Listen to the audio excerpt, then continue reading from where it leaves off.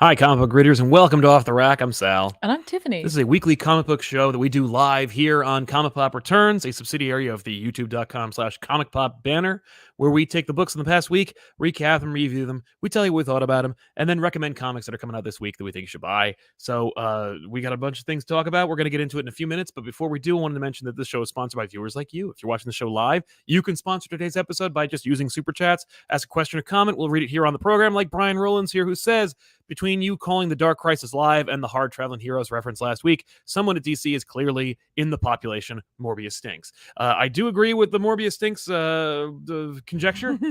Morbius did come out last week. I didn't see it. I won't be seeing it until I am contractually obligated to do so. And I am, because I have another show over with DJ Woolrich over on Only Stupid Answers, where we talk about Spider-Man. It's called Spider-Versity. Yeah. And we talk about Spider-Man movies, and we got to do them all. And so Let There Be Carnage is the one I'm recording this week. I'm really not looking forward to it because it's such a terrible movie, and I got to watch it all over again. And Morbius is one of those things where I'm going to wait until it's streaming and see what I can do to get around like having to watch the whole thing or paying to watch it in any way. Because I don't believe in, there's some people who are like, oh, you're good. And it's like, you know what? I'm not going to pay for a movie I don't think should exist. But Marvel doesn't challenge the language cinema. It doesn't change anything. Marvel movies don't change how they make movies. It doesn't change. They used to make really mindless action blockbusters, and it didn't change like the independent scene. It only challenged and emboldened artists to be more creative and to break from the mold. So, whatever. Anyway, but yeah, we did. I did see a Hard Traveling Heroes reference in DC versus Vampires #6. What? Yep, they just said it. It was just a name drop. But still. Yeah, from James Tynion IV and Matthew Rosenberg with art by Rex Locus and Simone DeMeo. DC vs. Vampires #6. I forgot it was 12 issues. So is Schmidt not doing art for the interiors on this? I don't know, man. Okay. That's fair. No, I think he's only doing the covers. It's not like... It feels like two different books now. I like this series. I really enjoyed DC vs. Vampires up until now, although I felt like I was seeing, where it was going and how it was getting there. But sometimes, even if you know what the journey is going to hold, you still go on it because it's fun. And I do, and I'm still going to, because I think I enjoy this series. Is it the friends you made along the way? Yeah, maybe. Right? Because at the end of the day, it's all about family. But, we see the Bat family lick their wounds and reconvene, and then one of their own betrays them and just picks them apart. And at the end, the Bat family is much smaller, far smaller than you might have imagined. And the DC universe is left to darkness as a result of Superman being turned and Firestorm being turned, and the whole world is basically plunged into darkness as a result of Batman's... This feels a little failure. It's just deceased. That's with what vampires. it feels like. Yeah, that's what it is. Well, but less good. Ooh, ouch. Also, there's you said you were enjoying this. I am enjoying it, okay. but it's less good. It's not as good as Deceased. Okay, all right. There's another book out here that's written by the same guy who's also not as good as Deceased. Fair.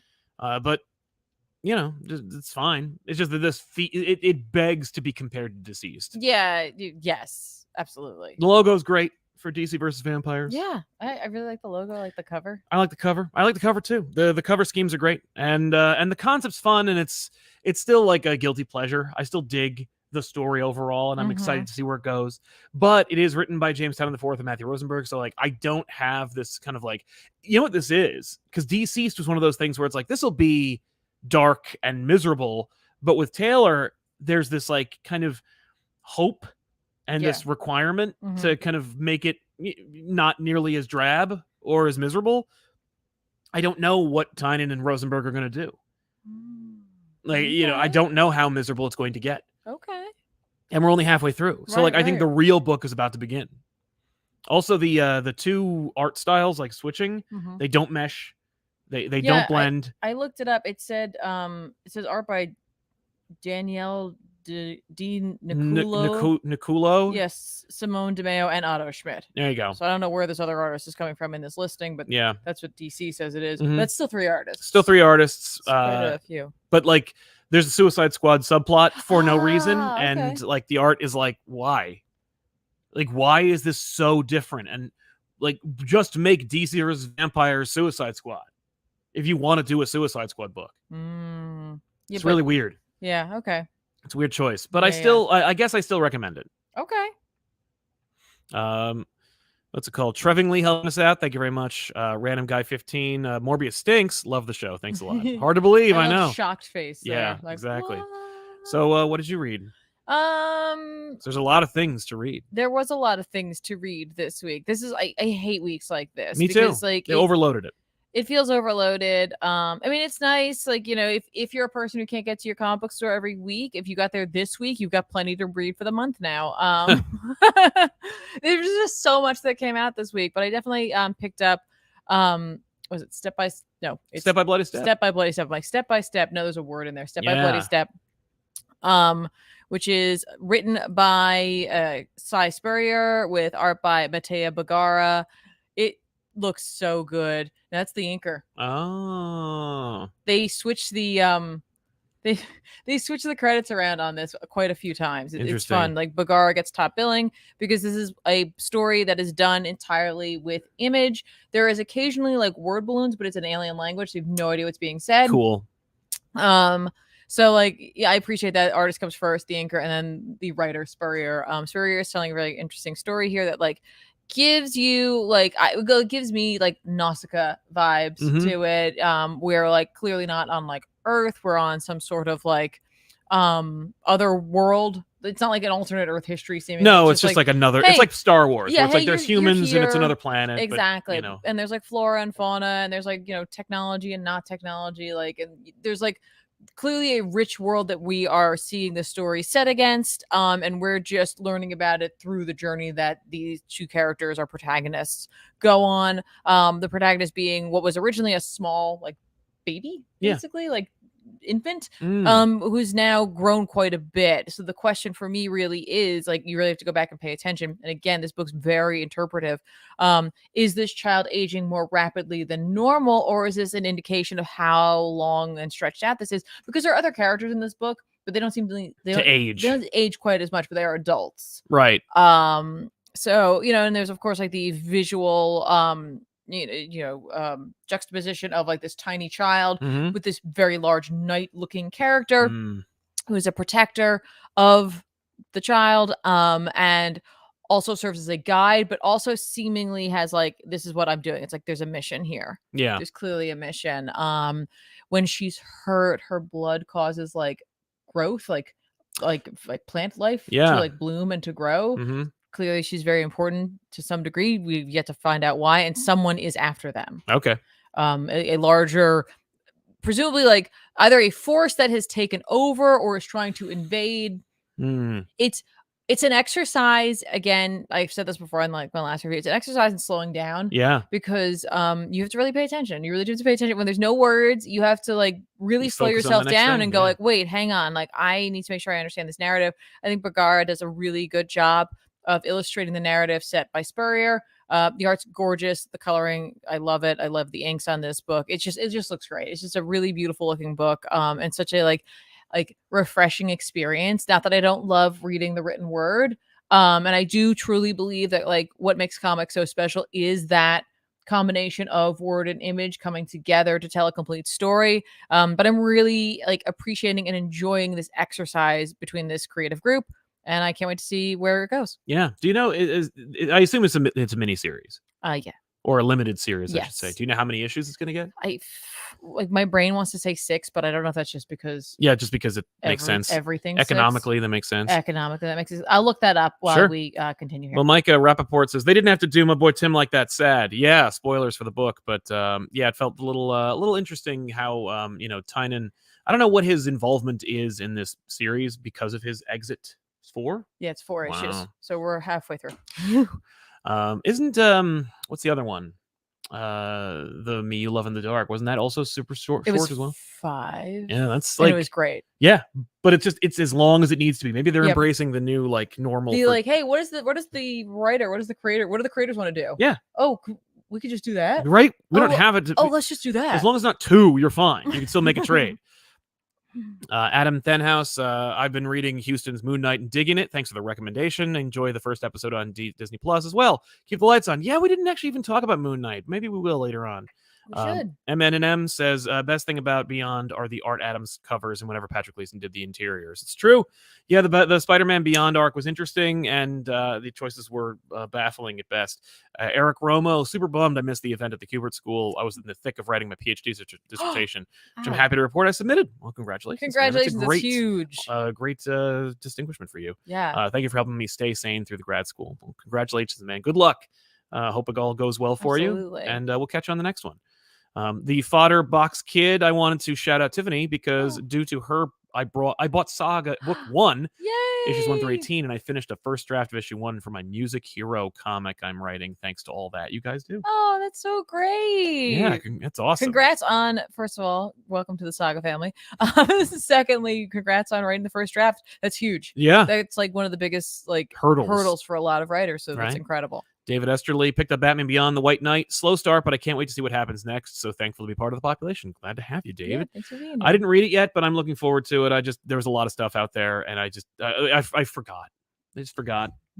And I was gonna pick it up in physical, but I understand it was like a limited print run. It's hard to forget.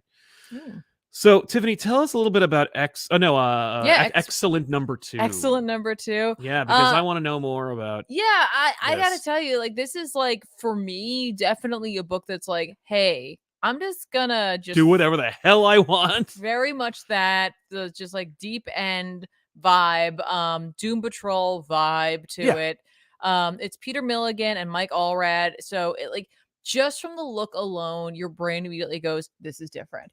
And I think that's it's just so smart to put these creators together. Again, to just it's really important for the story and the art to match. Yes. Because you could there's so many beautiful but fairly, normal looking superhero styles. Oh, right. Yeah. And they do I'm not disparaging these artists at all because they create beautiful panel work and just incredible action sequences, but very much suited to a heroic comic, right? Yeah. You know what I'm talking about. I don't have to name names, right? No.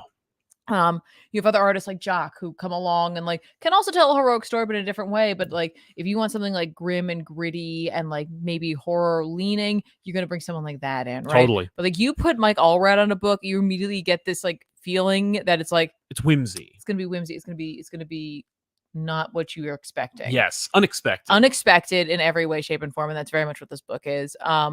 It's I don't even know, but I'm enjoying the hell out of it. Hey, I have a book like that too, where it's I don't even know what you're doing, but I'm enjoying it nonetheless. There is something about it where were I a smarter person or a person who took more time to really dive into this and pour over this, there are some deeper things here as well. There's definitely commentary just on comic books as a whole. There's definitely commentary on pop culture 100%. A lot of it deals with media outlets, streaming videos, channels like YouTube, TikTok, stuff like that. Cool. And growing followings there and doing whatever it takes. In fact, letting a team member die to get views. Make sure you get their death scene so we can, pump up our numbers, that kind of thing. There's definite commentary there, overt commentary. Right. But I have a feeling that there's probably some more subtle commentary in there as well. There's homages to some classic writing styles, soap opera as X-Men can be, but harkening back to that time period of the Claremont era of melodrama. Why don't they love me? Why don't blah blah blah, questioning things out loud, things you just never say out loud.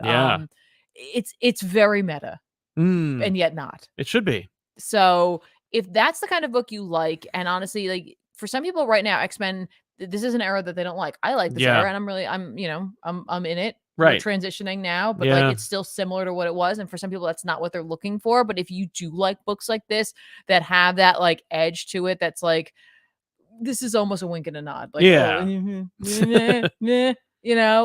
might dig this. Cool. It's only issue 2, right? So it's really easy to grab 2 issues at this point. Yeah. So check it I should out. finally get you on to X-Statics because I feel like you might enjoy that book as well. That's all they're that's what about. it is. Yeah. And they do talk about that in here, the past and such. Yeah. there's something here for sure. Cool. That's a recommendation, I think. So yeah, speaking of books that I don't understand why it's made. I mean, I know why it's made. It's because of the names on this book. But while I was like, I wasn't really wild about it, but I also couldn't. It was a page turner. It's a book that it baffled me. But I also was like, I gotta read the next issue. I have to know what's going to happen next.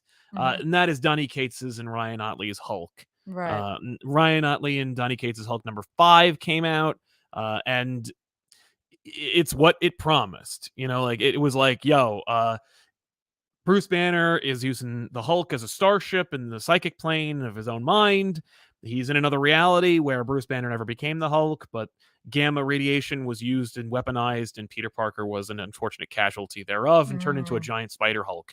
And so that's what we get. We get Hulk versus Spider Hulk. I've been looking at here. I was like, who is this supposed to be? It's like a really scary thing, or nope, it's Spider-Man become Hulk, and our Hulk has to fight him because General Ross kind of took over everything in this reality and weaponized the Gamma program and turned multiple Hulks and stuff like that. But like at the end of this issue, I found out that there's only 6 issues of this series.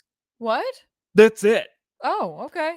So it's just a slugfest. And that's it. And there's going to be more slugging in Cates's continuation of the Hulk, because I'm certain there's going to be more, because he's promised a big title bout between Thor and Hulk. And he's gotten some. I saw Gary Frank draw a cover for that. Wow. And, what? I'm just like, wow. Like there's some heavy hitters in this, no pun intended. But he fights Spider-Man. That's it. It's cool. But like the real meat and potatoes is the threat of Thunderbolt Ross and the implications of what Bruce doesn't seem to quite understand about the starship he's built and the Betty Brant character that's in his mind that I crapped on earlier. And like when I ran issue 1, I'm like, what is this? Like, why is Betty Brant here? Like that's really presumptuous for him to create an identity for Betty Brant and to presume what she's going to say to him when he doesn't actually know her, or when he doesn't actually have her there. But it's not Betty Brant, and it's not Bruce Banner. And it's like, there's more to this than meets the eye, and the last issue promises to kind of wrap it all up. So I suggest, because I have enjoyed this genuinely, despite the protestations of the audience at large, that when it concludes, perhaps another reread is in order. Just reading it from 1 to 6. I feel like there might be some fun and joy pulled from it, because the fun of watching Hulk battle all of his rogues, or every single member of the Marvel universe in zombie or regular form in the psychic plane, is kind of cool. And Ryan Ottley is, there's no missteps. If you love Ryan Ottley's art, it's on display. If you don't like Ryan Ottley's art, it's probably not going to be for you anyway. But everyone's working their hardest to make this book pretty cool. And I'm enjoying it. I don't know. It's fun. It's weird. And I'm not a Hulk fan. Right. But at the very least, give me some punches. Yeah, I'm glad you're like sticking with it. Yeah, and, like, especially with only 6 issues. Well, yeah, I'm like, all right. But it's also like, I don't know. I just there's something about that. I appreciate that it's so different from what you might normally be known for enjoying. No, and it's that true. Like you found something about it that like you liked about, like that you were attached to. Yeah, for me it's wholly it's wholly inoffensive. Like there's nothing about it that says you can't go back or undo it. It does. I think it does go like, we're not doing what Al Ewing was doing, but also maybe we are. We'll see. Okay, it's interesting. I also want to throw out there that the end of Excellent. Yes. Issue 3, they're teasing Doctor Strange. Mike Allred should draw a Doctor Strange book. So I'm like, when does this happen? It doesn't matter. In about 2-3 months, probably. Yeah. But yeah, man, Eddie Eckenberg, considering how thoroughly Ben Reilly is pantsed in the latest issue, I feel like Zeb Wells must hate Ben Reilly more than even me. We'll see. I don't know. I mean, we'll probably never see, at least for another couple of years, what happens. Okay. Jarrell Frazier, Sailor Moon Knight, to you, is it Mark is in a schoolgirl outfit or Usagi in a full cowl? It's Mark in a sailor uniform, for sure. If it's Sailor Moon Knight, yeah, it has to be that. It's gotta be. Has to be that. Although, I mean, let's be honest, like the comparison between Moon Knight and the Moonlight Knight Yeah, we didn't even make that joke on the most recent We're episode right of Back there. Issues, but It's right there. I know. But he's like an abomination anyway. The Moonlight Knight shouldn't exist. He really shouldn't. He's just garbage. It's a bunch of crap. I'm sorry, Moonlight Knight fans, all three of you. Both of you. He's just trash. I agree. And I don't care for him. No. Tuxedo mask all the way. All the way. Kingsport Cal, look at you guys in your matching flannels. How cute. I've seen people trying to copy you guys. Rocked my Comic Pop shirt Saturday. People asked about it. Nice. Good to know. Yay, thank you. I don't know anybody trying to copy us. And if they do, they're in for a rude awakening when they find no success. Young Goku over 9,000. It's supposed to be flattering, right? Yeah. That's what it is. Immortal X-Men was very bold. I think I love it a lot. Mr. Sinister's great, especially when he's so right, yet so wrong when it matters most. Also, 4 X books out this week, back in full swing. We are 100% going to talk about that, but it's not my next book. Isn't it? No. What is your next book? Not that one. I think we should savor that one a little bit. That's fair. I've got a lot to say about that book. We'll talk about X-Men Unlimited Latitude number 1. I read X-Men Unlimited Latitude number 1 because why not? Right. It's Hickman's Wolverine book. Yeah. Hickman seemed to kind of like sleep on Wolverine throughout the series, except for like very strong, deliberate, punctuated notes. He's integral to Moira's plans in Hawks and Pox, and integral. It's like he's a linchpin. He does what he does. It seems like Hickman regards Wolverine as a blunt instrument. He definitely was. No, he was integral in the Pox part. Because like she needed to make it to that one life. Yep. And like the only way they could do that was with Wolverine. Yeah. So yeah, absolutely. Wolverine. Wolverine's always a heavy hitter. This was the book that Hickman was like, I'm leaving. And then they were like, do this thing for the internet. Yes. So this was a Marvel Unlimited book. Yeah. And so it is a vertical book. Yes. Which it was is made now printed as a physical book. So, okay. This was built, if you mean when to describe it, when you talk about it being a vertical book, it's Webtoons format. You just scroll endlessly. It's built to be read on your device. Yes. So that you can just scroll through it. Right. Yes. But knowing that it was vertical at one point, and of course, like the design of the book is meant to be read vertically and thematically. It's like they thought of that. Like Shalvey really wanted it to be like, no, thematically we're going down. We're but knowing that and then seeing this in print, how does it compare? Does it feel like a real comic book? Yeah, I mean, it definitely feels like a real comic book. There are a couple places that it struggles for me, but once you get your bearings, your sea legs, you'll be fine, because there's clearly like a lot of very long panel work in this, which is a lot of fun. It definitely has like a tumbling feel to it. Should, because like, it is. You feel like you're falling, which you should. It's like there's a lot of energy to this book. However, occasionally we come to pages where there's like more like your standard like sized panel. Where you think, because you've been reading them like left, right, yeah, you do left, right for those columns, and no, you do read them across. Oh. But you'll trust me, you'll figure it out real fast. Okay. When you realize like who's Wolverine responding to? Oh damn it! You go back and reread it. It's like totally makes sense now. Yeah. But that's only just because I got in the pattern. Yeah. I probably should have reevaluated my panel reading when I got to those pages, but I didn't. Yeah. I enjoyed this. Like I said, like there was something about Shalvey's artwork and his choices in terms of like not only panel layout, like having the long panels. I mean, you're doing a book for mobile, so it makes sense. But like his panel compositions themselves, that feeling of falling throughout this book is amazing. And again, the energy and the dynamic feeling it lends to the story is great, because it's a Wolverine book. Like Wolverine's got a couple of different modes for me, but like the Wolverine of like hunting and go, the Terminator Wolverine. Yeah, that's what you're kind of getting from this. Not that it doesn't have its stops, but like you welcome those stops. It's like a well-paced breather when you hit them. Yeah. When Wolverine stops to have a conversation with someone for like a little bit. A lot of it is internal for him. Like, the idea here is on Sword, AIM made a grab and go 3 mutants. We don't find out who those 3 mutants are. We discover it throughout the book. Yep. Wolverine is tracking them down, trying to get them back. He discovers after he finds the first one that the other, he discovers once he gets to AIM that all 3 have been like put different places, that kind of thing. So he's going to go to each of them. So anyway, he has to do that. It's like a little like side quest mission or main mission in a video game. Yeah. But it's AIM. So you got beekeepers, you have Wolverine dealing with beekeepers, Wolverine drinking beer in this book, Wolverine snicking people, Wolverine killing lots of people in this book. Yeah. Wolverine dealing with MODOK.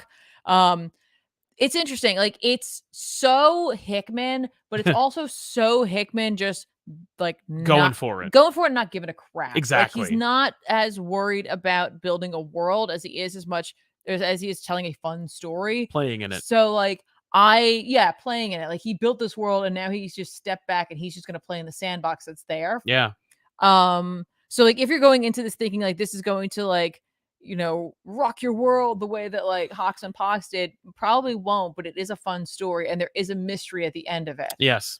For sure. Yeah. I remember reading this when it came out on a Marvel Limited. Okay. And I don't remember it vividly, but I remember the experience. I remember more about the ride than I do remember the details. Yeah. I remember just being very impressed with Shalvey and really impressed with the execution. Mhm. And it's like, on one hand, it's a proof of concept where it's like, why aren't you doing this more? Mhm. But on the other, it's like, you have a professional like Shalvey who can execute that in a textbook fashion. Right. And Shalvey like took a job and did it well, as opposed to just being like, oh, get anyone to do that format. Yeah. It's like it's harder to accomplish. For sure. And I do think that's important to call out as well, that you asked a comic book artist to basically completely rethink the way in which they tell story. Right. Which some of them are like, ooh. Yeah, some of them are excited by that, and those are the people to get. The Yeah. people who take it as a challenge and like play with that. Yeah.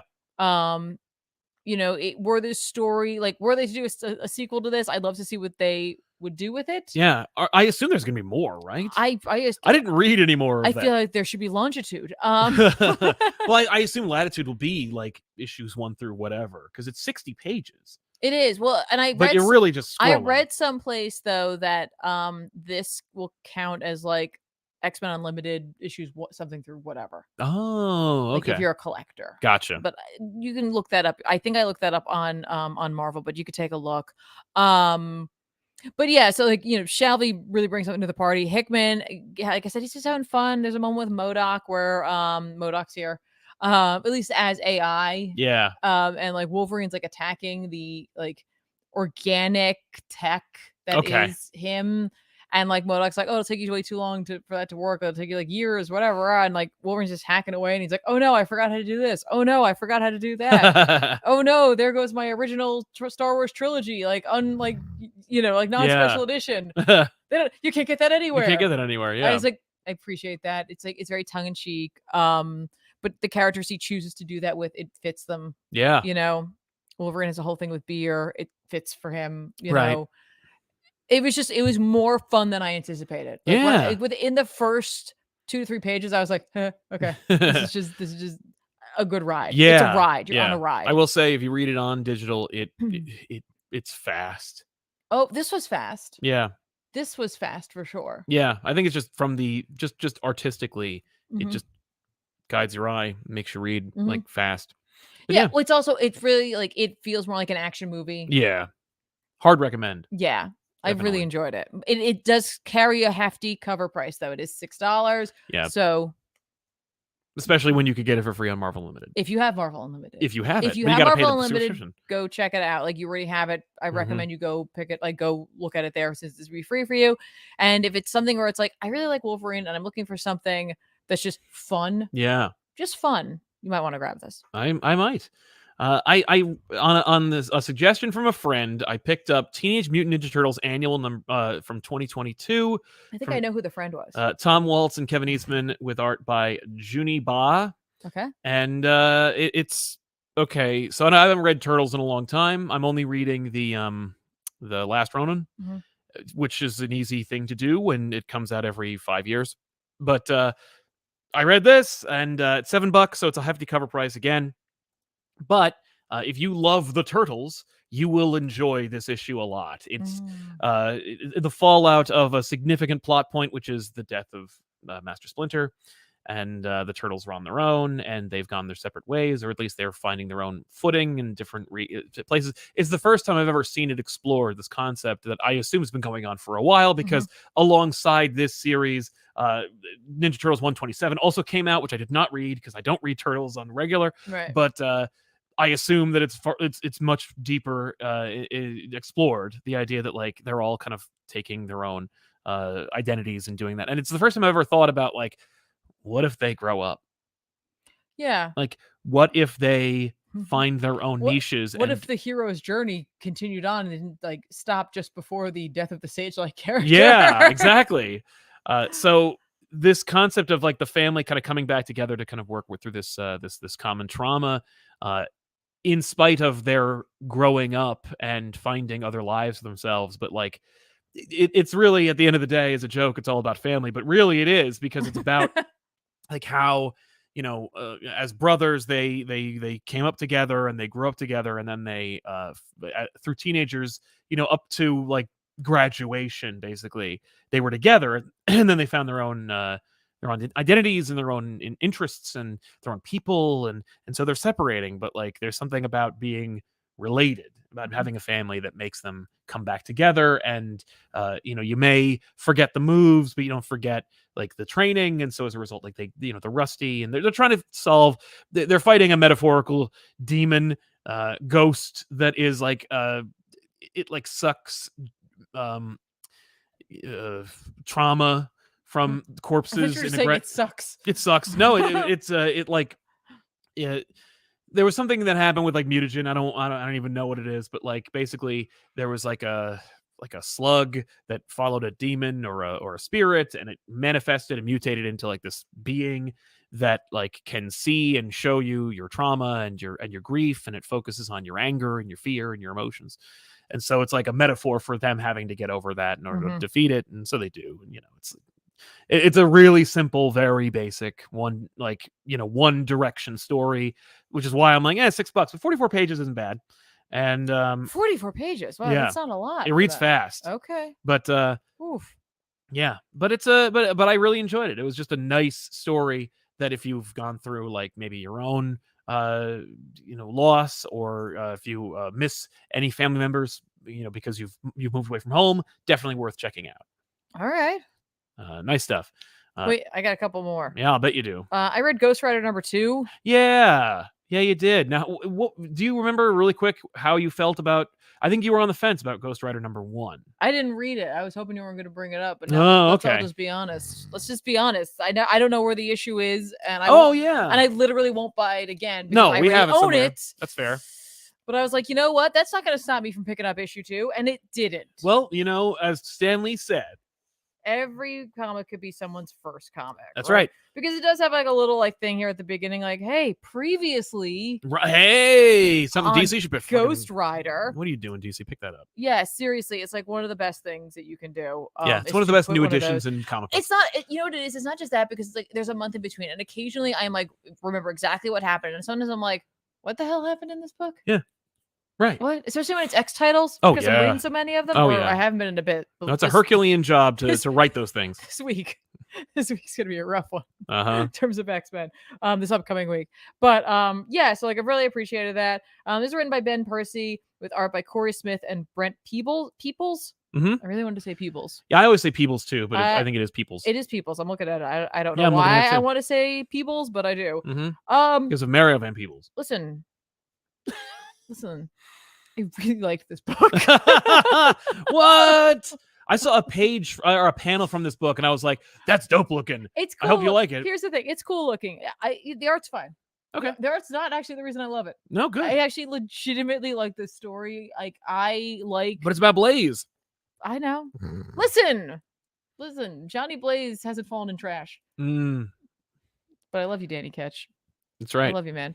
And I'm not very familiar with Robbie, so I don't want to say anything. Yeah, no. But it's just, you know what it is? They're setting up like, here's a story. Here's a story about Ghost Rider and Johnny, right? That doesn't involve him being the king of hell. Right. It's not something friggin' weird or like subversive. Or only focused on some really big. Yeah, like he's gonna save the universe. Yeah, or like from some hell. like, oh, here's the big bad, and that's all we're focused on. Like, do I think that there's definitely gonna be something bigger in this? It's a Marvel comic, they all are. Sure, right? But like right now, we're just like going on like imagine this. Johnny Blaze is driving on a motorcycle places, and we stop, and then like he ends up like saving a town or saving a woman from distress. Yeah, but he doesn't necessarily even want to do it because he and Ghost Rider, like he doesn't want to be Ghost Rider. That's a Ghost Rider it's story. Very classic. That feeling, sounds like a right? classic Ghost Rider They've got story. 2 different lives, Johnny and Ghost Rider. Oh yeah. There's a really good. There's a solid transformation scene though, where like as it better be Ghost Rider is coming like out. His like face is melting. He's like, no, I don't want to. Vengeance. Yay. Don't forget, everybody, before Batman was about vengeance, Ghost Rider was all about it, so much so Yeah. that there is a vengeance character. That's right. A character, a Ghost Rider himself became vengeance. Yeah. But yeah, like listen, like Ghost Rider runs into an inn and like he needs to like it's called the Cave Inn because it's like around like caves. It's themed. Where like yeah. Uh-huh. There's a creepy guy there doing creepy guy things he shouldn't be doing. Oh no. And there's like a big scary rancor looking demon thing. It's called something, but it doesn't But we're matter. calling it a rancor. Well, no, because we don't know what it's called. He's like, its name sounds like a mouthful of earthworms, and it's not. Sure, Ghost Rider. Yeah, okay. Like I appreciate it. You don't want to know. You don't want to know about here. Well, there are no human words. Yeah. That can whatever. Exactly. But like, so he's got to deal with it. There's people, and he's got to save them. Whatever, right? Right. Like, vengeance. Things are on fire. Good. He picks up a pickaxe at one point. It becomes like a hell scythe. Like, Dope. It's cool looking. Yeah. Right? It's cool. I've never seen that. But like, it is legitimately. I was like, I kind of care. There's also like an FBI agent and some like goth chick with him who's like working with the FBI, and she has like she has a power that fits perfectly within the mythos of Ghost Rider. Sweet. Her power is that like it's not, they didn't even call it a power. She's just like, her example is when she was in school, like a little girl, like she was coloring something and it would look like black scribbles in a like walnut shell. And when asked what it was, she told her teacher, it's the cancer in your liver. And then like 2 weeks later, she was diagnosed with that. And then she was beaten. And like, so like, she's like, I see things, I see bad things. And right. I'm like, you fit perfectly in this universe. Yeah, are we setting you up to be things. a Ghost Rider? I don't know. Yeah, there's only one female Ghost Rider, and she sucks. I don't know. But like, I'm like, yep. I appreciate the world Percy's building here, and I'm along for the ride. Yeah. Plus, he got a great voice to be a Ghost Rider writer. Yeah. No, he sounds like Tom Waits gargling lava. Ben Percy does? Yeah. I've never heard his voice. You have. I've played him for you, and you're like, what? Oh, yeah, you're right. Yeah. Oh yeah. Well, now that's all I'm gonna think about. Yeah. That's what Ghost Rider. We've never met him at a con. That's why we've never had that interaction. Because usually, like I remember every like physical interaction with a creator at a con, especially if they have something hilarious or some crazy attribute, like Peter Mayhew. You know, I remember him shaking our hands, and like it was like a giant. I hit his elbow into the table. You did. I never forgot that. You'll never forget. I'll never forget. I hit Peter Mayhew's elbow into the table. Well, and now he's dead. Yeah, I killed him. Tiffany killed Peter Mayhew. You killed Chewbacca.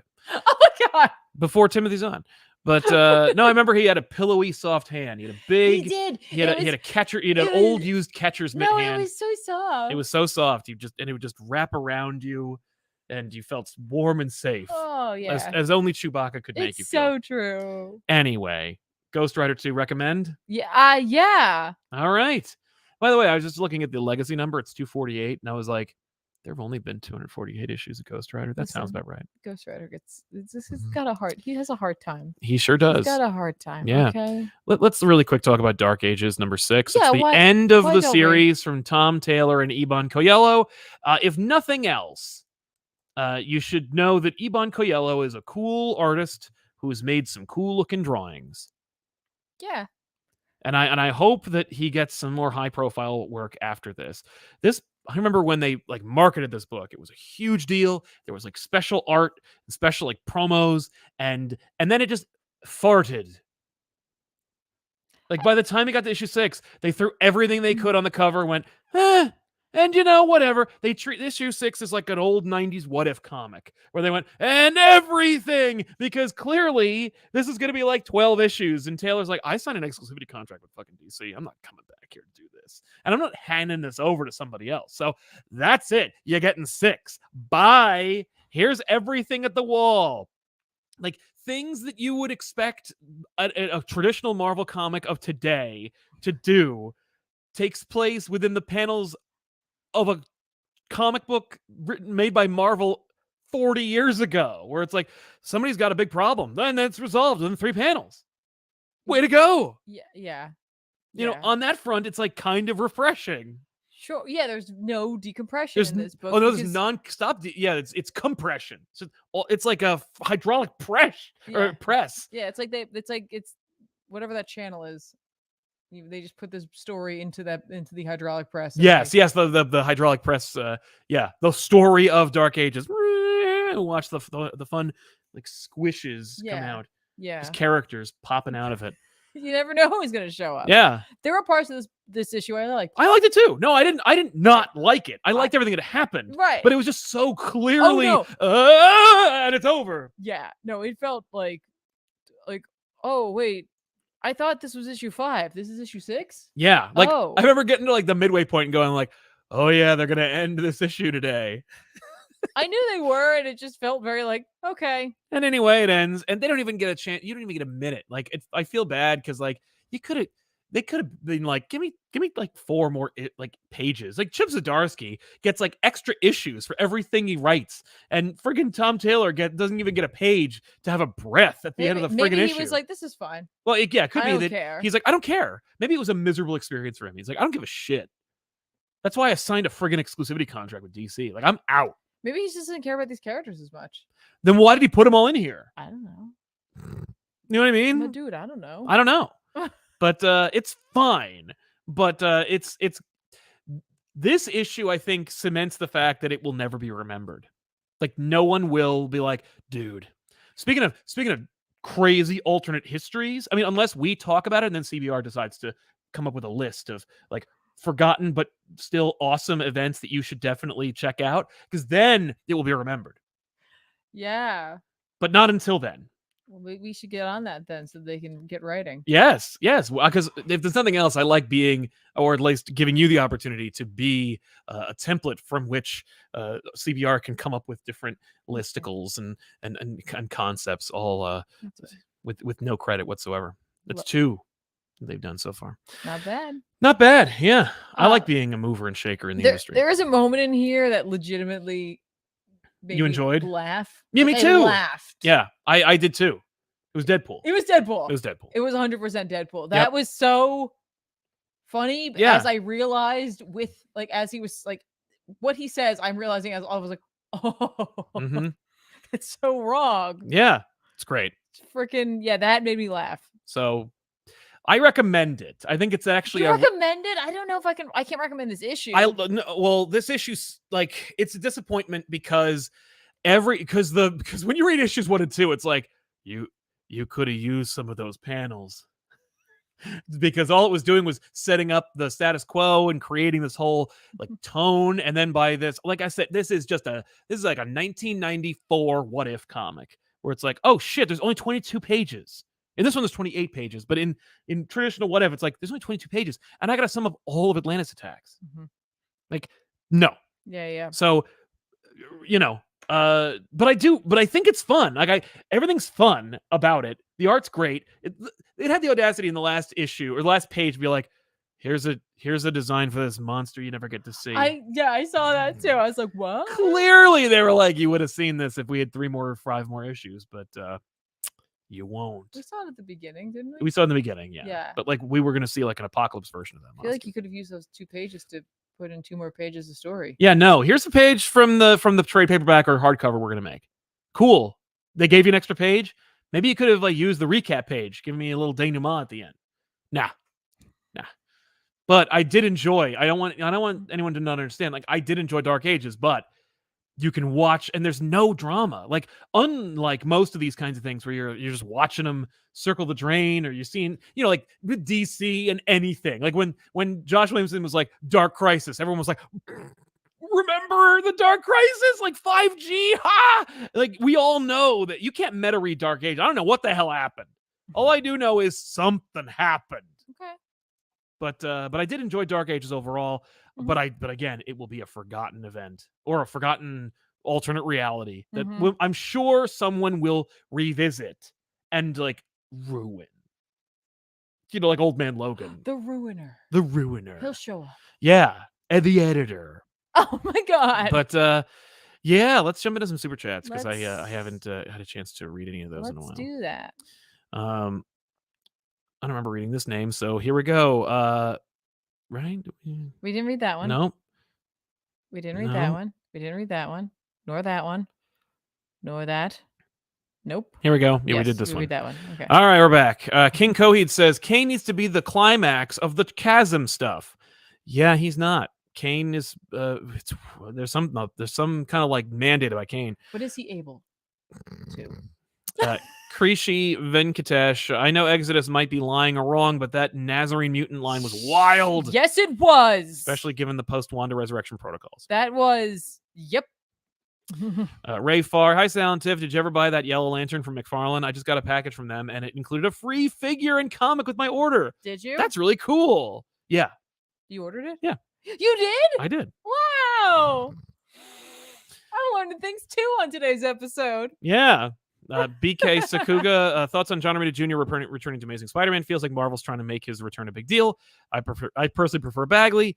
Yeah, Bagley's not going to do it on the regular, but I'm excited because like I'm excited to see one direction, one writer, Romita Jr. doing his thing. I know a writer or an artist who came from DC who would have done a really good job on the regular. His name's Patrick Gleason. Yes. But I'm excited to see what Romita does. Kingsport Cal, I'm a little high, but I just want to say I love the ComicPop crew. After 8 years, I can afford to support you. Oh. I really do love you all. Also, I can see that ring light. Yes, you can. It's because we have this stupid TV behind me. I'm trying to figure out a new positioning. No, we're trying to figure out new lighting just in general. So that's like the light right now. We've been trying to figure out the set for a bit. We haven't had a minute, but we will. It's true. We should do this. But thank you for your support, man. Thank you. Supreme Omega. It's sadly ironic Ben Reilly is treated with more respect in the MC2 universe where he's dead. In there, he still has dignity as Spider-Girl's Uncle Ben. Agreed. I'm surprised they never brought him back during that universe. I remember reading that issue because I was like, oh, did they bring him back? Nope. Cat Lawyer will defend for treats. Can't stay, but wanted to say I always wanted to see Murphy on Batman Beyond. I loved the art so much, but wish it wasn't tweaked. Short ears, not mask. Mask and Spike seem unnecessary. Hyped. Well, I'm glad you're enjoying it / not enjoying it. And I have to read it, so I will let you know what I think about it another time. Exuzodia says, after reading Warrior last week and now the atrocity that is Morbius, I need some comic recommendations to keep me sane. Keep up the good work. Well, hopefully you, we're delivering those today. I hope so. I'm sorry about the Warrior. Abe Sapien, huge thanks, Tiffany, for covering War of the Gods on back issues. Yay. I'm glad DC mistreatment of Perez was brought to light and that I was introduced to probably the most insane use of mythology ever. Yeah, listen. There's we talk about like peeking into multiverses to like I would love to have read his version of this with the annuals. Yeah. Wherever it was on board and like he could have just told the cohesive story from beginning to end, because there's a couple of moments in that book where it's just like, George needed to have someone else set something up in a book and they probably couldn't deliver it. Yeah. And so it just happens. Yeah. It just seemingly happens because there's only so much he could put into his own Wonder Woman books. Mm-hmm. Because don't forget, he's also trying to like wrap up his run. Yeah. So he's trying to get rid of all the loose threads and like put everything back where it was because he wanted the next writer to come on and, have a nice time, not knowing that writer was going to take away the thing he wanted to do. Yeah, I know. Stand-up guy. Perez, I saw somebody made for him like a custom colored and bound or finished, like they took the page, the unproduced pages of the original JLA Avengers that he drew from like the 80s. Yeah. And they finished it for him and bound it and sent it to him. Oh, wow. I was like, that's really cool. Maybe DC could do the same or just like get his outlines and be like, we're going to make War of the Gods and just print it as an Elseworlds book. The original. Make it a Black Label book. Yes. Oh, I would love to see that. Ruben Gonzalez, had a blast seeing you guys at the Kubert School. Any more Superman Batman team up books on back issues? Maybe one day, but not anytime soon. And thank you for coming. Thank you for coming, man. That's great. Kirsten Powers, long-time listener, first-time chatter. Would love to read Hickman's X-Men, but it's a little overwhelming now. What should I read to get the story? Oh, my God. Oh, boy. Okay. You're definitely start with Hawks and Pox. You're going to definitely need to read that. Yep. Because it just sets up. It gives you the whole setup. So, in theory, you could read Hawks and Pox. Yep. I think you can. I don't like but like if you think everything's too overwhelming, I think you can skip Ten of Swords. Yeah. It does some things. You just all you need to know is it takes Apocalypse off the table. Yep. And the Hellfire Gala. You can skip that. And Trial of Magneto. You can skip that too. Yeah. And you can skip Fallen Angels, X-Corp, Wolverine. Yeah. So like Sabretooth. Well, some of Wolverine's really fun. Sabretooth you don't want to skip because that's going to become the thing. Like, that's later. Like but if you want to yeah. get the story of what Hickman was going for. If you just want to make it through some of Hickman's X-Men, read Hawks and Pox. Definitely grab the X title, the regular X-Men title. Then just from there, I would just pick up ones that are interesting to That's the idea. That's what he was doing. He wasn't trying to give you like a cohesive one thing story. He wasn't like trying to give you like a huge assignment here. Yeah. Just read what you find interesting. It's all put in one trade. If you have like the spare cash and the time to do it, pick up Ten of Swords. It is fun. It is. It's just a fun book, but like I really liked that one, and that was like I had such a good time with that book. Yeah. Otherwise, from there, it's funny, like Trial of Magneto, like you don't need it. No. Inferno. Yeah, you'll need to read Inferno to get the end of it. Yeah. But yeah.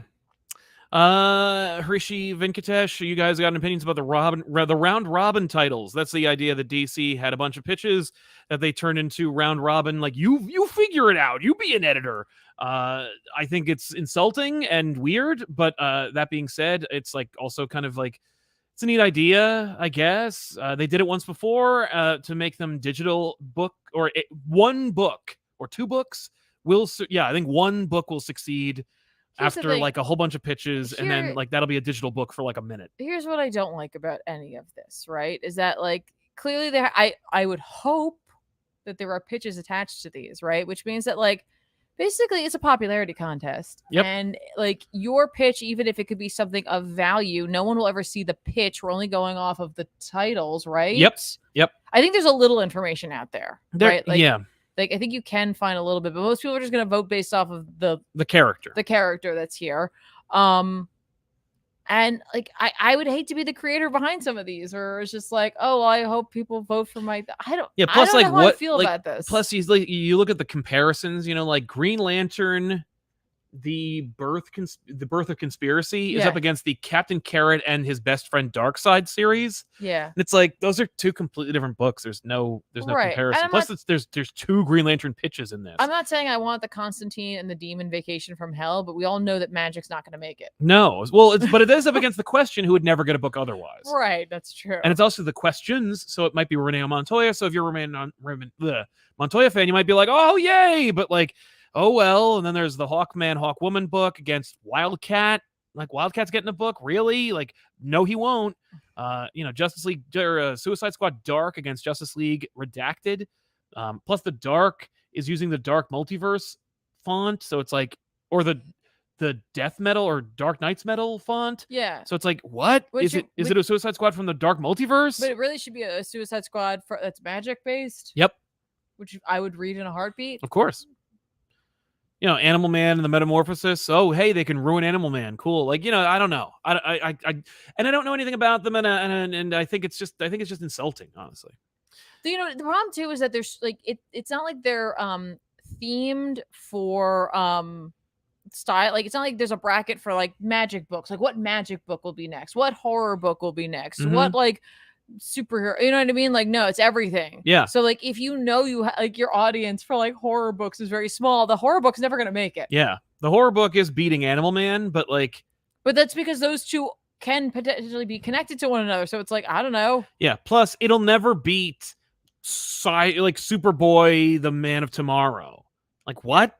There already is one of those. A different one. It's a different one. Alejandro Jones says, or Juarez says, what DC character or group would you want to get the life story treatment? I mean, a Batman life story would be pretty cool. Superman life story, but we've seen that a million times. Constantine would be kind of fun. No, that would not. It would just tell the same thing. He would just be mad. He never loses. He never gets over. That's a really good question. A life story for a DC character. Mm-hmm. Right? Probably Animal Man would be nice. I do like Superman. Mm-hmm. He's been around long enough that it's easy to do especially because he ages slower, so it'd be cool to see. But I got that in a Alex Ross painting. Like that's all you need. Kind of Wonder Woman. Try it. Yeah. I dare you.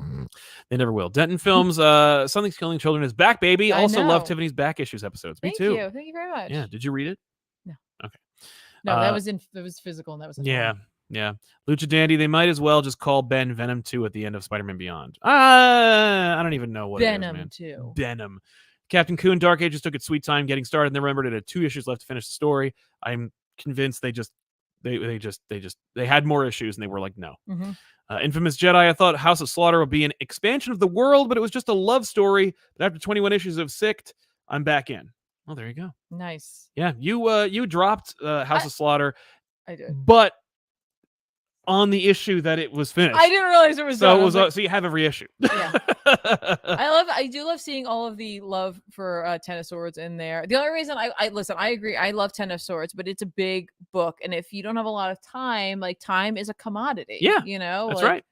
You got to pick and choose sometimes. So I'm trying to like truncate it. Speaking of which, wait, no. What?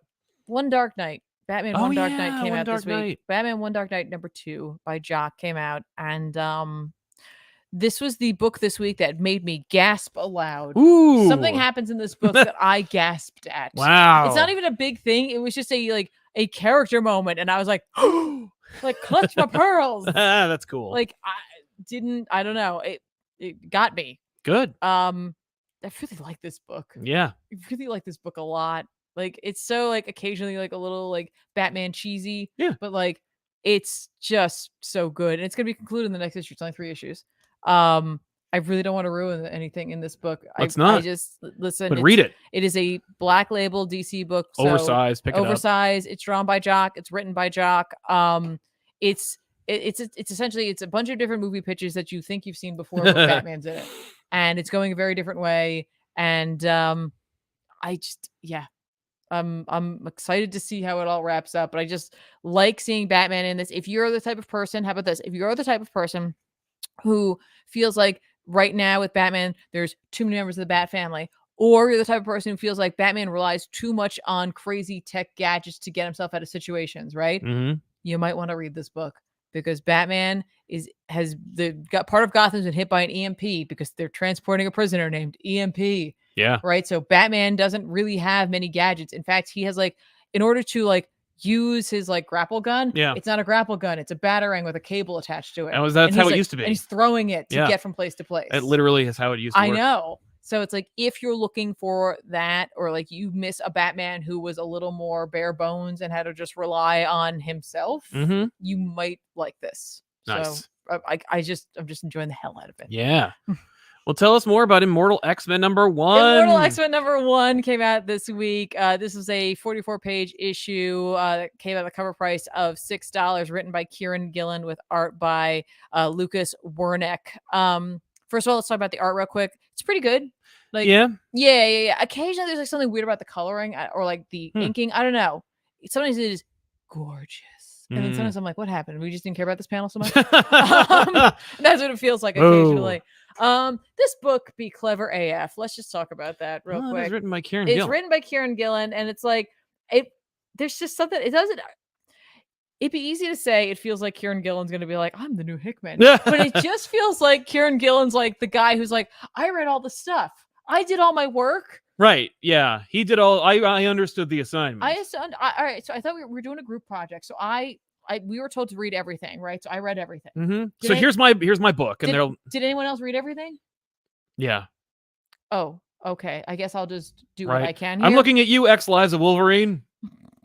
No? Okay. No, X-Lives did a fine job. It was X. Oh, that's right. X-Deaths. That's right. This book is heavily about Mr. Sinister, which I love because we really, other than in Hellions, haven't really dealt with Sinister being there, but he's a player, right? Yeah.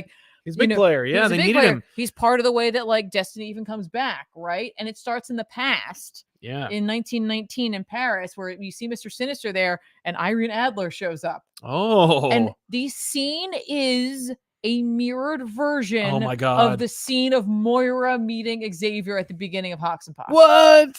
Because, of course, Irene has her precognitive abilities. So she's right? Yeah. I was just that's really awesome. Damn it.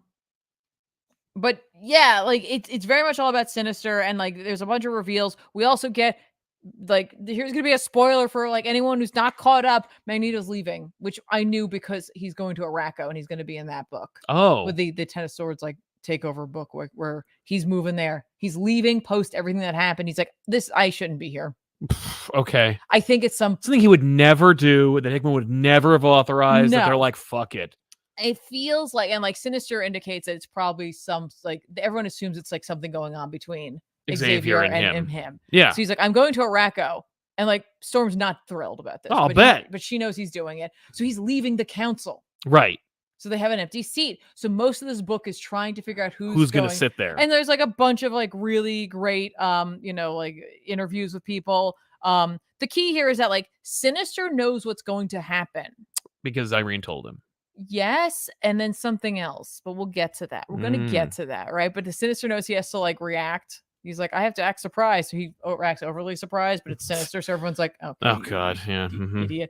We get more of those Sinister secrets. Remember? Do you remember when Hickman used to put those in that Mr. Sinister had secrets? Yes. They're back, the Bar baby. Sinister. Yeah. Good. They're back.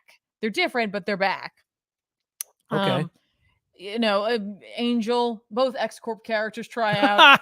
They're like, no, you can't sell books. Gorgon tries out. Vulcan tries out. Mm-hmm. Brand tries out. Wow, really? I'm like, you can't. She's on Orcus now. Yeah. Beast tries out. It's really funny, and there's something about Gillen writing this, and I believe he wrote the like Beast Brand like relationship. I think when they dated, I think he was writing. Oh yes, okay. Back in the day, so I think what's his name?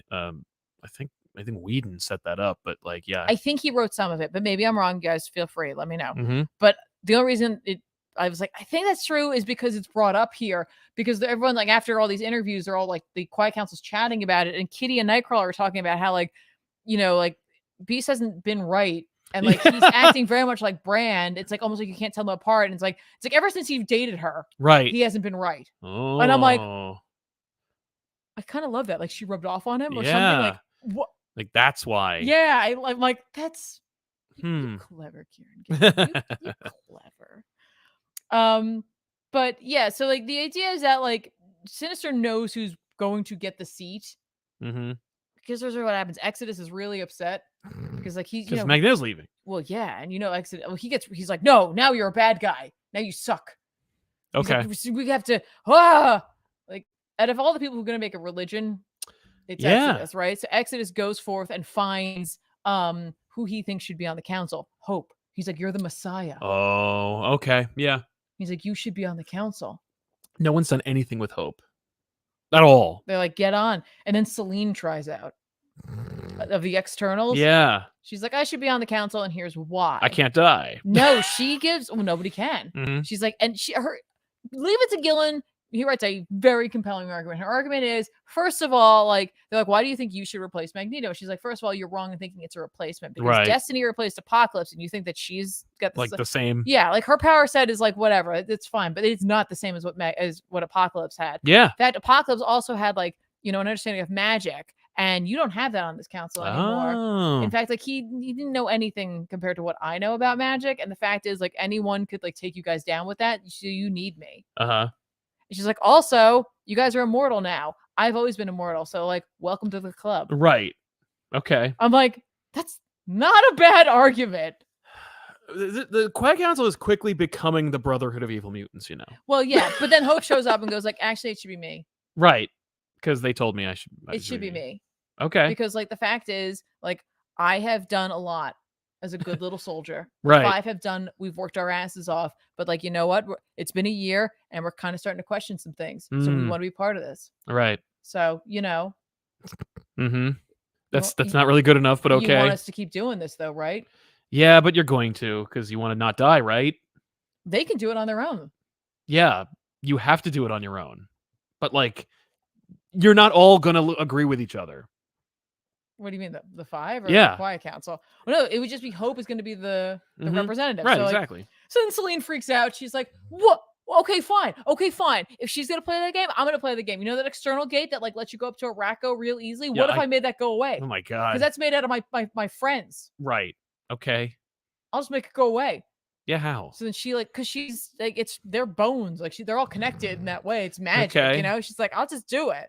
So then she leaves in a huff and Sinister's like, she's bluffing. And they're like, so they all have a big conversation about it, and Sinister knows how everyone's going to vote. Mm-hmm. He's like, no, yes, no, whatever. And then we get to Destiny, and he's wrong. So then he has to change his vote because he needs Hope to be on the council. Oh. He's like, Hope has to be on the council because it sows the seeds of discord, and that's what has to happen. Right. So he gets Hope on the council. Mm-hmm. And then Selene brings the gate to life because he was wrong. He's like, she wasn't bluffing. Right. Oops. But none of that really matters because much like a Hickman book, now this does not feel the same as a Hickman book. Don't mistake it. Don't mistake it. Spoilers. Sinister returns to his lab where he reveals that he has Moira clones who have their powers. Okay. So he has the power to reset the timeline. And may or may not have already been doing it. Okay. I'm like, that's a shame because I was like, oh, does that undo the bullshit from deaths? It could. Like, that's not even Moira. I don't know. I hope so. That's a great way to fix it. I don't know, but there's like all these Moira clones. Mm-hmm. Oh, additionally, Jesus is a mutant. Yeah, I heard about that. Yeah, also Jesus was a mutant. Okay, sure. They made JFK a mutant in the that's movies. what Exodus says. It's Exodus. Yeah. I don't know. Take that with a grain of salt. Exactly. I wouldn't. Yeah, I wouldn't put much stock in it, but yeah. So like, that's cool. Yeah, that's great. There's something here. Say what you will about like where the story is going, what they've been doing with Moira. But like Gillen writes a hell of a story. It feels good. It feels smart. It's tight. It's a tight story. Even if you're like, you know what, I don't want Moira clones. Right. The story still feels like cohesive. That's cool. And with a direction. Yeah. I think this is only 4 issues. I think maybe not. Maybe Amazon only showed me that there was going to be 4 because I could pre-order everything if I wanted to. Gotcha. And it only let me pre-order 4 of them. Okay. I'll bet it's just that's all we have plans for. But I really enjoyed the hell out of this issue. And like it gave me a lot more confidence. Mm-hmm. I'm not saying Kieran Gillen's steering the ship. I'm not saying that at all. No, but like I was like, okay, they can still do it. Right. We still got a shot here. They can still give me that feeling of excitement. Yeah. I happen to like Kieran Gillen's style of writing. He's great. It's not like, it's not a surprise, honestly, that I would dig it. But yeah, I really enjoyed this one quite a bit. Yay. So, like, if you're a little on the fence about the future of Hickman's X-Men, at least give Immortal X-Men a try. Yeah. See if you get the same kind of like feel. It's not exactly the same. No. But like, it's similar. Cool. Go ahead. Maximum Spider 19 says, is it just me or does someone at the Spider-Man editorial team have a Dan DiDio-esque hate boner for the Spider clones? Kane's been dead for a while now, and look what happened to Ben. I mean, here's the thing, like, every generation, the next generation, like, takes over for the books, and like, not a lot of us liked the clone. Like the vocal minority of people really loved that clone back in the day, and the rest of us just wanted Spider-Man back. And I can imagine a lot of people who work for Marvel right now. The thing is, why? Like, why bring him back? The best thing, if you hate the clones, just like if you hate the prequels and stuff, like the best way to defeat them or to show your disdain is to not reference them. Like, is to just not. Like, let them fall into obscurity. Like, that's the way to make it really, that's the way to really hurt it. And so I don't know if anybody would like deliberately waste our time with this Beyond arc just to have Ben Reilly not succeed. He was already the main villain of the clone conspiracy. Like, we don't need to redeem him only to destroy him again. Like, that's not necessary. Right. And by the way, I want to also point out in one of the secrets, Sinister mentioned specifically that like judgment isn't spelled like this, it's spelled like this with it like appropriately. But there's like like issue 3 has like judgment is coming, but there's a missing E. Who's an E? Well, Eric, but I don't know. Or Exodus. Yeah, I don't know. I'm like, interesting. Emily Rose missed most of this live stream, but thank you, Tiffany, for the last week's episode and all the Saga stuff. Just picked up the collection. I'm loving it. Yay, that's great. Thanks for joining us. Alden Tolbert, imagining if Aunt May owns Dr. Doom, I could see her definitely giving him the business. Nick Lachlan, I laughed out loud at Wernick using Tom Cruise as a reference for Exodus. I don't know. I guess Yeah, like maybe he used him as an analog drawing. I guess I didn't. You know, it's funny. Like I didn't even notice it. Yeah. But like that's not saying it wasn't there. I just was like, so I guess. Yeah, that looks like him. I guess. Yeah, I guess so. But like I was just so into the story that it wasn't like what biting. That's what I'm talking about. See, like that panel was like fine, and then it's like, yeah, that's great. That's amazing. I know. I hear you. I don't know. Amazing Spider-Man number 93 from the Beyond team. The whole team. I'm not even going to bother. They're all here. This limped across the finish lines by Amazing Spider-Man number 93 from Wells, Gleason, and Valenza. So yeah, they made this. This is the end. This is the end of the arc. We're moving on to another thing. Ben Reilly was Spider-Man for a minute, and I guess kind of, and this really okay. So in this issue, Beyond Corporation is defeated, but not in the least. Like everyone who was involved gets away and lives to fight another day. And after the last issue, I finally remembered that like Beyond was invented in a Next Wave book. So this, which is basically a parody book that may or may not have even happened in the Marvel universe. So like have the Beyond Corporation be this thing. I'm like, really? Okay. But Ben's memories were removed. That's how he was able to be a functioning Spider-Man without all the clone conspiracy nonsense. And so, but it's been going worse and it's not working, blah, blah, blah. He's losing his memories and he's losing what made him himself. And I remember like in the last issue, like, he's like, I'm going to go get my memories back. And I'm like, okay, this is how we're going to differentiate between Spider-Man. Like we built up Ben. We made him, another Peter Parker. We're going to Swiss cheese his memory so that he'll have like different decisions and actions than Peter Parker so we can differentiate them better. Yep. That's what we did. They manipulate him into trying to trick Peter, or they manipulated him into trying to force Peter to wear a helmet that would allow his memories to get downloaded into Ben's brain, which like no one would believe, but maybe they were telling the truth to make it ironic. Either way, it causes a fight between the two of them, and ultimately, Ben is lost under some rubble and then gets some goop on him. It's like, what? Goop? Yeah, I don't know. It was bullshit. But he gets some crap on him from like this crazy super science building that collapses, or not collapses, it like just sinks like 2 floors or whatever. And and then like the book ends, and then the book has like a post-credit scene, and then it ends, and then it has another post-credit scene, and I'm like, this isn't a movie. Like, just finish your fucking comic book. But yeah, at the end of it, they reveal that like Janine, Ben's girlfriend, rescues him from the rubble, and then he abandons her and becomes Chasm, a green-themed Spider-Man character. Like, he looks just like Spider-Man, but he's got like a kind of green theme going on. And is he an established character? No, he's a new character. Okay. New Spider-Man character.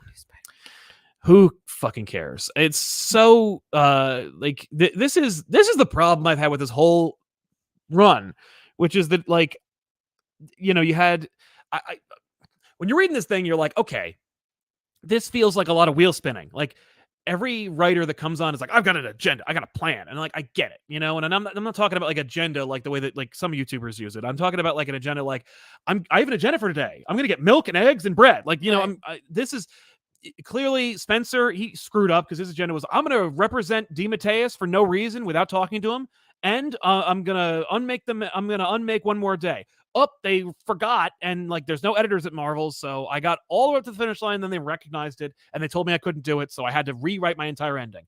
Maybe you should go fucking work for DC, dude, because like Marvel clearly doesn't care about what you have to say or the sanctity of your endings. But like that was his idea, right? And like everybody had like a plan, and this was just a group of people who were like, I don't know, wouldn't it be fun if like Ben was Spider-Man for a minute? Like, wouldn't it be fun if like you could just skip the entire, you could just throw this whole thing out. You could just from Spencer to the next one, to the Wells run by himself. You could throw the whole thing out and not miss a beat. Nothing important happened. Nothing substantial happened. Nothing that couldn't just be ignored took place in the story, except that at the end of the day, Ben Reilly has a green themed suit and he's more mad. That's it. And it's like, why did you do that? And I don't even care. Like I didn't like Ben Reilly because he took my book. Like when I was reading Spider-Man, it was Peter, and then Ben Reilly shows up, and I'm like, what is this? And I was just enjoying the stories where like Spider-Man was with Mary Jane and they were doing their thing and he was fighting bad guys.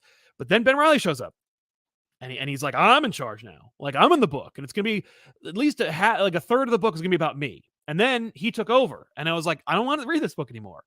And then they took it away from him and gave it back to Peter. And I was like, okay, I'm still not reading anymore. I'm in high school now. Like, I'm not interested. But like, I don't know. It's like, who's asking for this? I thought I read the ending of this book and I thought to myself, what would have been kind of funny? Because at the end of during the Clone Saga, when Ben was revealed to be the real Peter, they were like, we need to get rid of Peter Parker because he's married and he's boring. And he's going to have a kid and it's boring and it's old. But Ben's young and single. So we're going to focus on that Spider-Man now. And they could just and they took Peter and they made him get a job in Portland, Oregon. And so he and Mary Jane moved to Portland. Mm-hmm. That's what they should have done with Ben. Should have moved him to Portland. Just have him get on his friggin' motorcycle with Janine. And she says, where are we going to go? And he says, I hear Portland's great this time of year. And rode off into the sunset. And then you make a new book called The West Coast Spider-Man. That's all you needed to do. Like, who was it? Like, you dropped the ball so hard, and they keep doing it. Like, and I don't get why. With Superior Spider-Man, halfway through Superior Spider-Man, like the first run, mm-hmm. they clearly had a winner on their hands, and they had a whole new subset of audience members who were like, I kind of like Spider-Man being an asshole, murdering people.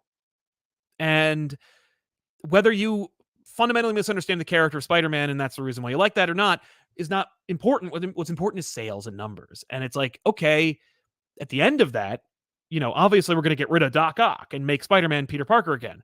But like, what if we didn't though? Because we have an ace up our sleeve of the device we use to make him into a spider character. Mm-hmm. So just do that. Then you got 2 books, Amazing Spider-Man, Superior Spider-Man. Keep the Superior Spider-Man going and keep the audience members you built. Mm-hmm. They didn't do that. No. And then they did it, and then they brought it back, and they undid it again for no reason. Like, they literally one more day Doc Ock Spider-Man. And I don't understand why. And then at this, you could have been like, okay, we got 2 Spider-Man books. Because at the end of this, people were either happy to get Ben back or new readers who were like, I kind of like this Spider-Man character. Like, I kind of like Ben. Mm-hmm. Here's a book for you. Kane had a book when he was a spider clone, when Ben was dead. And Kane had a redemption arc, and he had a run called Scarlet Spider, which was good. It's a good book. People liked it. It was very different. Canceled unceremoniously, and then he's killed after being put on an embarrassing run of the New Warriors. But like, I don't get it. I don't get it. They want to like have their multiple Spider-Man characters. They want to have all these like the Spider-Verse, but they also don't want to like give you something substantive. Right. They want to do a big Spider-Man event with like 16,000 Spider-Man characters and then have them all go back to where they came from, or have them show up in a big, cool fight scene and then have them all go away and not have their own books. And it's like, I thought you guys only had like, I thought you only were interested in money. Well, that's money on the table. Mm-hmm. It's just weird. It's a weird choice. It's a weird choice and it's a weird directive. And I for the life of me, I don't get it. But it doesn't bode well for the future of Spider-Man. But like, it hasn't for a long time, so why am I surprised? Oh. Wells is like, I'm going to do a crazy ass thing with Spider-Man. And I'm like, okay. Well, I'll be over here waiting until the day when Spider-Man's back to being Spider-Man again. Like if the movies can never be street level, maybe the comics could in some way. Mm-hmm. I know they're not, but whatever. And that's what's so weird is like, I don't even have a reverence or care for Ben. I do have a reverence and care for story. Yeah. And this was not a good one. And I'm sorry that, if I disagree with you, but you're not watching because I agree with you all the time. And like, it's a shame that it didn't, it's a shame that we can't agree, but at the same time, like, you got to admit there is like a fundamental misunderstanding of story structure and execution here. Like, this was not satisfying to read. Mm-hmm. And it not because it didn't have a happy ending. It's because at the end of the day, there's no nourishment. It's just eating Smarties for dinner. There's nothing there to keep you alive or to keep your brain nourished. Just a bunch of stuff that happened.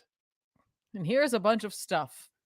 Young Gogo over 9,000. Oh, don't forget Sinister mentioned something about chimeras right before the Moira reveal. He did. Also, this is an ongoing. I think Teeny's issue there you go. I was like, someone doesn't have a full book. It's Teeny Howard. It's fair. Venkatesh says, I'm really looking forward to JFK and Jesus hanging out on Krakoa. Yeah, I mean, if that's true, they can bring Jesus back. Yeah. And JFK. Davey 900. If only Lincoln were a mutant. Right? There's no way he wasn't. I read Amazing Spider-Man 93 after hearing how bad it was, and it met those expectations. Marvel really hates Ben Reilly. That ending is just really awful. Again, like, I think that's short-sighted to say that, like, Marvel hates Ben Reilly, because Ben Reilly has had more books than ever before. Like, the last time Ben Reilly had more books was when he took over Amazing Spider-Man and Spectacular Spider-Man, like when he was main Spider-Man in the 90s. Like, if they hate him so much, why do they keep putting him in books? Right. It's worse than hate. Hate would be him not appearing in the book and them talking about him like he's an asshole behind his back. That would be hate. Hate would be turning him into a supervillain, you know? And I don't know what Chasm is. You can't say that he's a villain. It's nothing. It's a skin in Spider-Man PS5. Is he the Green Gobbler? Someone mentioned that already. I can't take credit for that. That's great. I hope he is. But no, this is like passive apathy for the character, where the editors go, whatever, I don't give a shit. As long as you're running the book through spell checker, I don't have to do my job. Dawson Miller, thank you for ComicPop for showing me Daniel Warren Johnson. Also, X-Men confuses me to no end. Have faith in Kieran Gillen. All will be explained by him. Yes. For what he's doing. He has no control for anything. It's true. Cozen, I know Disney won't do this, but I hope at a later episode they will look back at the suit wrapping around him was actually him hurriedly wrapping himself in toilet paper. Would be peak Moon Knight. That'd be amazing. Yeah, that's what he saw. He saw it like, meanwhile, he's just like, no, I didn't be Moon Knight. Danby 900 returns to say, it reminded me how good the Kane Scarlet Spider run was, where they just continue that since it was so ridiculous. I'm not interested in 94 now. Yeah, no, I wouldn't be either. And here we go. Thorn Identity. Hey, Ben Reilly, Agent of S.H.I.E.L.D. to be perfect. A man with a checkered past and all Spider-Man's powers working as a super spy for Fury. And it'd be poetic, too, because, you know, his parents were S.H.I.E.L.D. agents. Wouldn't that be fun? I like that a lot. Yeah. Ben Reilly, Agents of S.H.I.E.L.D. I love that, because that's also a pseudonym. There's no person named Ben Reilly. Yeah. And I think we've got a writer for it. Yeah, I think we do. Can't wait for Blood Syndicate. Joshua Link, it's such a shame because DeMatteis' writing is such a great Ben Reilly mini. That's the other thing. If they hated him so much, there wouldn't be a Ben Reilly book about how great he was, written by one of the best Spider-Man writers. So, you know, Aki Dave, I wonder why they even gave JM a book for Ben. Because money, man. Like, because, you know, because they knew enough to know people would buy it. I don't know. So there's your book. Hey, you got an endorsement from me. Ben Reilly, Agent of S.H.I.E.L.D. Throw away that Chasm thing. First 3 pages, as long as he's like, and I'm Chasm. That's a stupid idea. I'm not going to do that. Let me call up some of my S.H.I.E.L.D. contacts. So there you have it. Let's recommend some books, shall we? Let's shall. Yes, shall us. Obviously, Devil's Reign #6. It's the end of Devil's Reign. I thought that was over. It might as well. I really did. I'm sorry. I know. No, it's not. Cheeky. I really thought it was. I know. I can't wait. Then we can get back to Daredevil. You know, Zdarsky, Checchetto, art and writing, masterclass, great stuff. Can't wait. Hooray! She-Hulk #3. Again, nice. I really enjoy the series. It's very simple, very straightforward, very basic, but it's fun. You know, it's just a fun book. I don't know why Jack of Hearts is coming back. I guess because who cares? Yeah, why not? You know, because someone's got to come back. Right. Batman Killing Time #2 from Tom King. It's a Tom King Batman book that I'm enjoying, much to his surprise. Black Widow 15. Accurate. That's ending.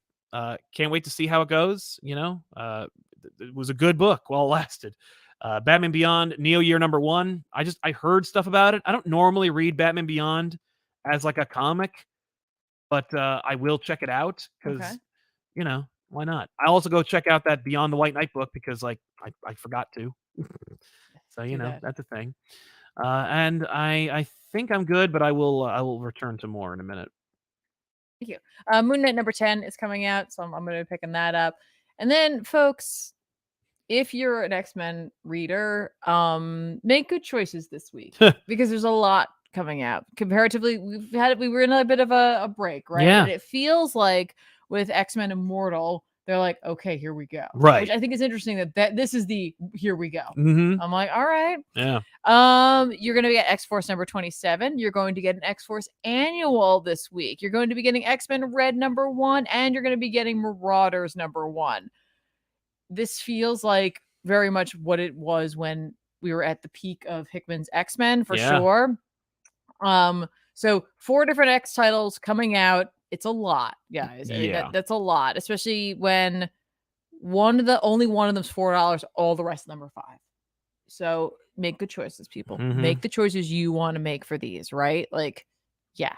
Don't be pressured into being like, I have to have all of them. No. Just pick the ones you want to read, okay? Exactly. Strange number 2 is coming out. So if you really were digging on Jed McKay's Clea story, grab number 2. That's going to be the next in this series. Yeah. And I'm sure that it'll be, short.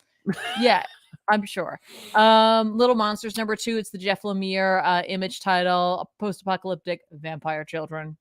I'm kind of digging on it. Yeah. I also want to give a shout out to Monkey Prince number 3. I think I missed number 2, but if you are digging Monkey Prince, it's a fun. Yeah, you enjoyed it. Jovial story. You might want to go grab that. Wonder Woman Historia, the Amazons number 2 is finally coming out. Wow, I didn't even recognize No, because the cover is so different. So different. It's beautiful, but it's also like, what? That's funny. I was thinking about the other day when that was going to be coming out. Just like I was thinking about when Suicide Blaze 2 was coming out. Yeah, I was looking for it, and it's next week. Okay, it's not this week. It's gonna be next week. I was like, did I miss it? Like, it's been so long. I must have missed it. Yeah. Nope. Just not out yet. Yeah. Flashpoint Batman Night of Vengeance number 1 is coming out, and that's like a predecessor prelude thing to the upcoming return of Jeff Johns with with Flashpoint, whatever the hell that's going to be. I mean, I'm going to check it out just to see where we're going, but it's nuts. But And that's it, ladies and gentlemen. So we want to thank you so much for hanging out with us. We will, what we're going to do? We're going to watch Moon Knight on whatever day it comes out and talk to you next week. Yeah, well, we already watched episodes 1 and 2. We did watch 1 and 2. So next week we'll all be on the same page. We can talk about that. Yeah. I will say, we were given a screener for Moon Knight's episodes 1 through 4. Yeah. And we only watched 2 of them. We did. And it wasn't because we didn't have time. But But we heard some stuff, so yeah, but I heard maybe things turn around 2 more episodes after that. So we'll see what happens. But we'll be back in the same boat with you in 2 weeks, as far as being surprised by Moon Knight on TV. We're in the boat. But yeah, we want to thank you so much for hanging out with us. We want to thank our super chatters for sponsoring today's show. Check out twitch.tv/ComicPop to watch Tiffany play video games. Subscribe to this channel and click like notifications to get notified when we go live. Of course, go to youtube.com/ComicPop to follow us watching back issues. And of course, we want to thank our viewers for putting up with those shorts. We're trying to just get back into the algorithm in some way, and YouTube seems to be favoring shorts. It's weird, but we do appreciate you checking them out and enjoying them. And hopefully it's not spamming you in any way. I'm trying to make it just 1 short a day, not on Wednesday, because back issues is the day when that show comes out. And that's all that comes out. But yeah, otherwise, see you guys next time in another episode. I'm Sal. And I'm Tiffany. So long, everybody, and thanks a lot. Bye.